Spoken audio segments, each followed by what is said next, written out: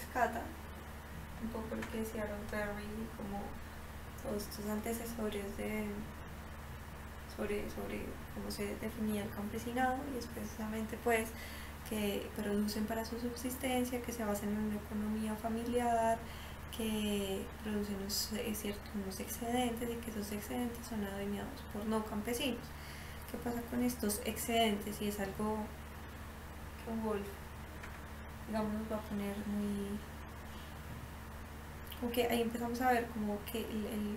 campesinado también se va transformando, y es algo que ve Wolf en su momento, y es que estos excedentes los van a poner en más relación con los centros, con las ciudades. Entonces nos está dando una nueva, pues no nueva del todo, pero una definición un poco más amplia del campesinado, ya no como aquel ser aislado del que hablaba Karl Marx, con, con esto de que era más o menos como un bulto de papas separado, sino que empieza el campesino a tomar esta forma de un sujeto que también está en relación con la ciudad, un sujeto que por medio pues de su modo de producción entra a relacionarse más con este sistema. Digamos, otra cosa que tiene Wolf es que Wolf cierra claramente, digamos, esta definición de campesino, y dice que son personas que se dedican especialmente a labores de agricultura, pues, o sea, a labores agrícolas, y cierra esto totalmente. O sea, el campesino es aquel que se dedica a labores agrícolas,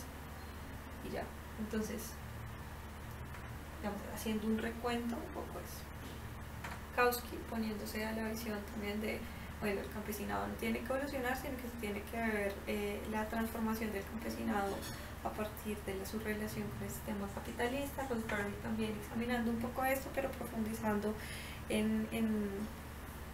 ello a través del concepto de diferenciación social que nos introduce, que nos está diciendo,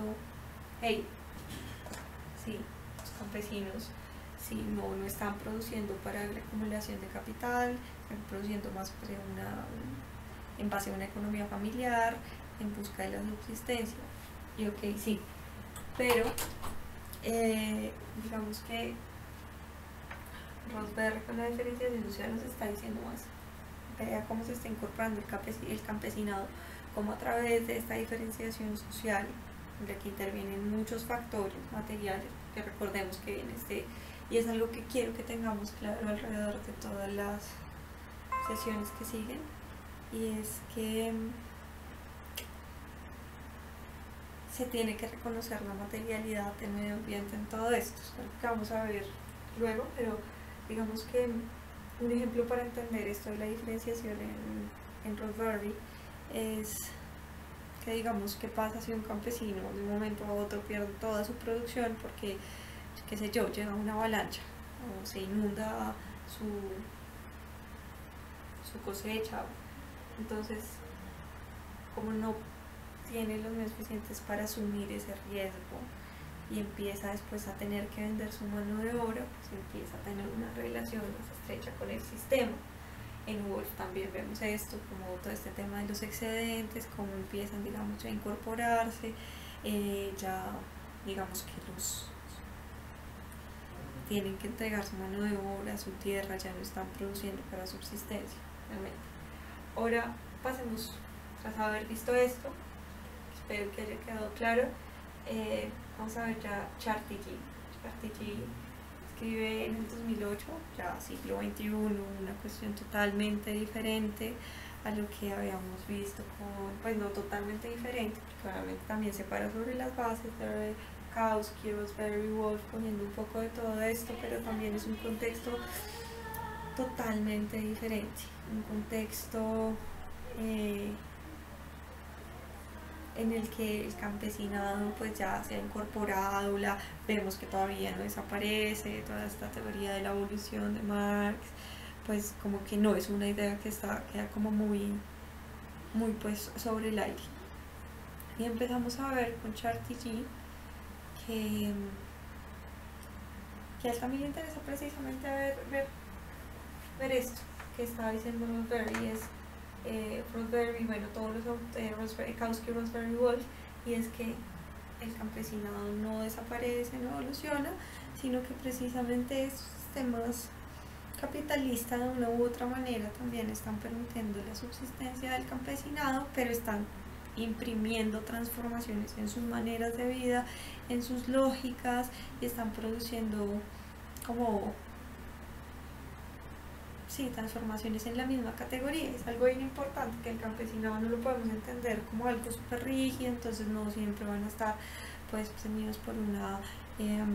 subsistencia y solamente buscan algo familiar, no, o sea, también hay que, digamos, ver que esta categoría puede cambiar, que está ligada al contexto, que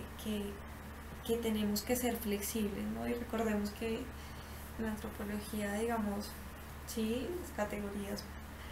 pueden ser una herramienta para hacer análisis, un eje de análisis, sí,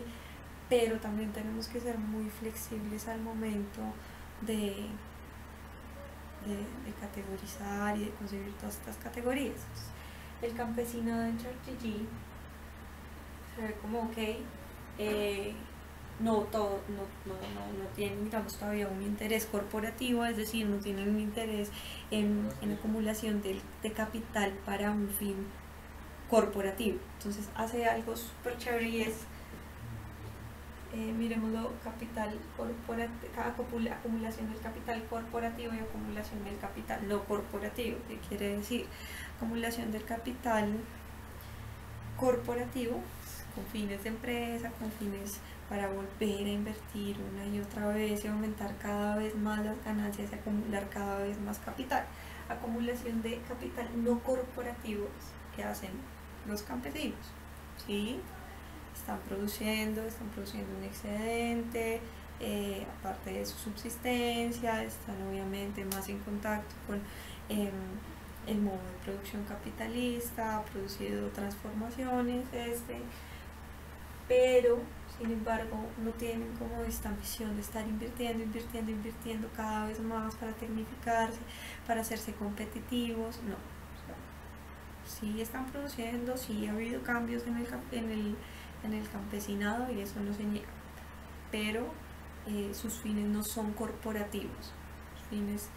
sí hay acumulación del capital, pero no con fines corporativos. Entonces,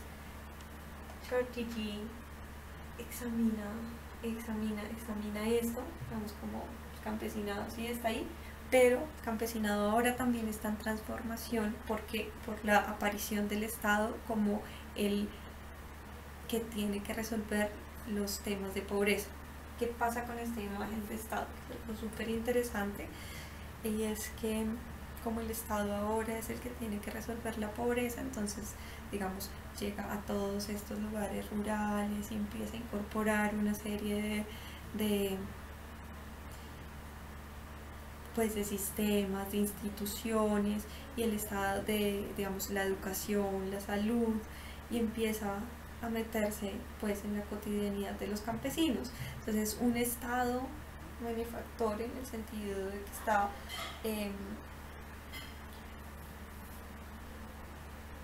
resolviendo los temas de pobreza,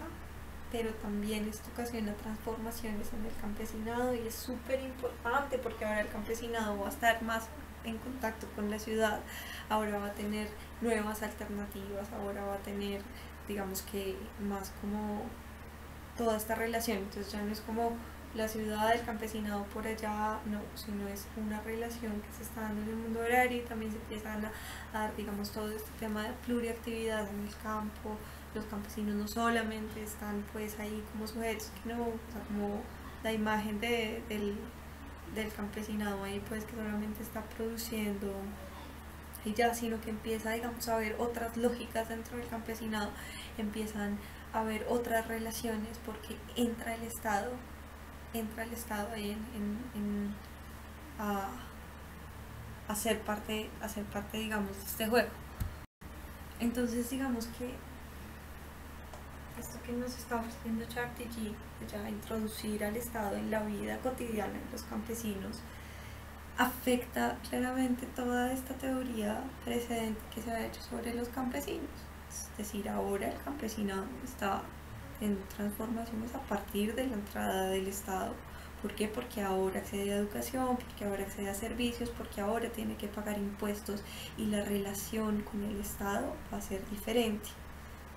Esto nos abre las puertas para un montón de cosas. Nos abre las puertas para ver una perspectiva mucho más amplia, verlo desde una perspectiva mucho más amplia. Entonces empezamos a hablar de todos estos procesos de postcolonialismo, globalización, neoliberalismo, y empieza a abrirnos un montón de puertas para estudiar al campesinado, no como ese ser quieto ahí que no cambia, sino hey, está cambiando,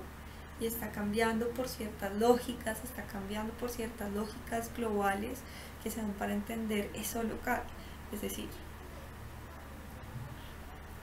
la figura del Estado como el gran protector, la figura del Estado como el benefactor, como el que asegura seguridad social, como el que está en contra y en lucha con la pobreza constantemente,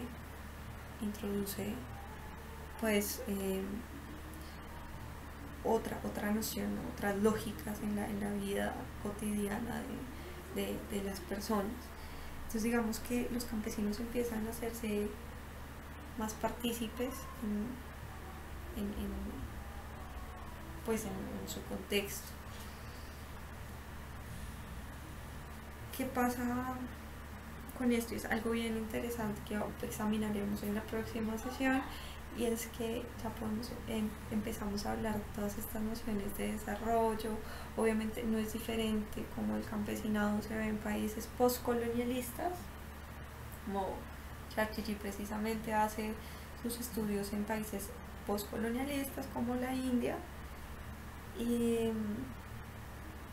es precisamente ver todas estas nociones, todos estos los legados de desarrollo, de las conexiones, de las interdependencias que se están dando en este momento, cómo están afectando, cómo resultan de afectar al campesinado. Creo que con Chatterjee podemos cerrar esta sesión porque nos abre el campo para ver al campesino ya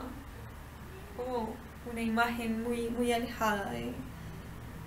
contexto de urbanización, del contexto de desarrollo, del contexto de globalización, del contexto de políticas neoliberales, del contexto postcolonialista al que se están refiriendo muchos teóricos de las ciencias sociales, muchos académicos, muchos investigadores. No, lo que está dando cuenta de que este tipo de sujeto, este tipo de campesinos se está produciendo por todas estas lógicas globales también, lo están afectando. Y creo que con eso podemos cerrar la sesión de hoy, con precisamente abrir el panorama de esta definición del campesinado y ver lo que les dije anteriormente, la categorización no como una cosa súper fija, súper inerte, sino también en constante cambio, en constante transformación. Creo que esto sería todo por hoy.